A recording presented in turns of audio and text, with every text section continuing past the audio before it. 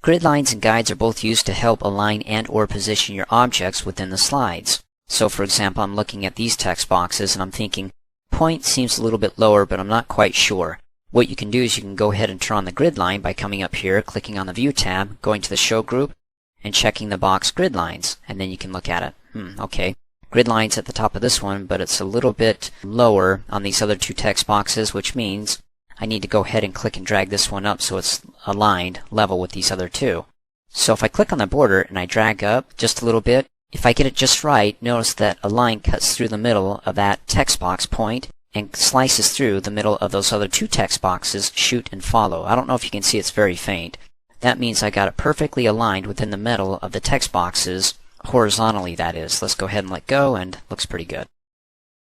The other thing that you can do with grid lines is that if you want to go ahead and move your objects around, when you get close to a grid, it'll snap right to it. So if I get close to the left side of this grid box here, it'll snap right to it, or the bottom of it. It's like a magnet. It'll suck it right to it and just snap. The reason why it does that, let me click off, is because the feature is turned on by default. If you want to turn it off, then come up here, of course on the View tab, to the Show group, click on its expandable dialog box button and say, or uncheck, Snap Objects to Grid. That way, let me click Cancel. When you click and drag and move it around, you can get close to the grid without it, like a magnet pulling it right on top of that grid line.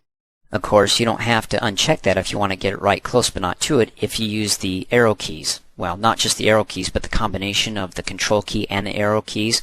As you recall in earlier training videos, we talked about moving our objects around by selecting it and using the arrow keys on the keyboard. If you just use the arrow keys, it jumps a bit, but if you hold down the Control key and use the arrow keys, it moves it in smaller increments, okay? Cool. Alright. Let's go ahead and turn off the grid lines by unchecking the box, and let's go to Guides.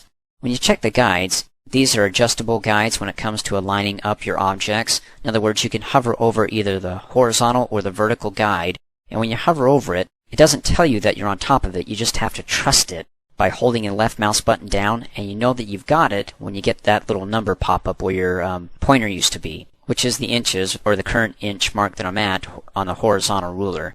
So I can move it back just a bit to the 2-inch mark, or forward to the 3-inch mark.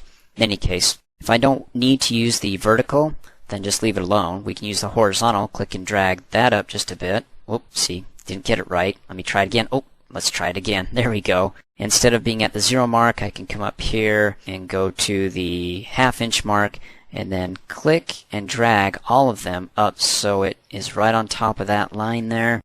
See how I've got the perfect line to be able to align all the objects perfectly?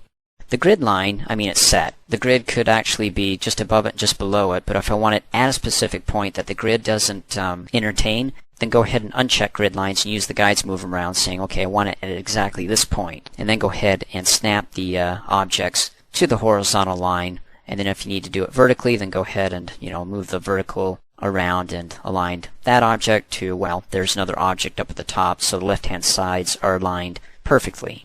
Of course, you don't need the grid lines or the guides to align objects, their tops perfectly, or the left-hand side or the right-hand side. As you recall in an earlier training video, really quick, let me click and drag this down. You can go ahead and select one and hold down the Shift key and select the other, well, in this case the other two. Come up here on the Format tab, go to the Arrange group, click on the line drop-down arrow, and say that you want to align all the tops. Now which top does it align to? Well, the ones that are furthest up. So these two are furthest up, and this one's at the bottom, so we'll take the lowest one and align it to all the other tops here that are at the top, the top tops. Go ahead and click on it, boom, there you go. And you can do that with left align, so if I have something over here and I want these two aligned perfectly on the left, then go ahead and Shift click both, and then of course click on Align, and align to left. So the one that's furthest to the left, it'll align up all the other objects that are selected to that one. So this one's furthest to the left, this one will be aligned to that one. Go ahead and select Align Left, and there you go, click off. Cool. Of course I want to go ahead and get rid of these guides. Go to the View tab, and uncheck the box.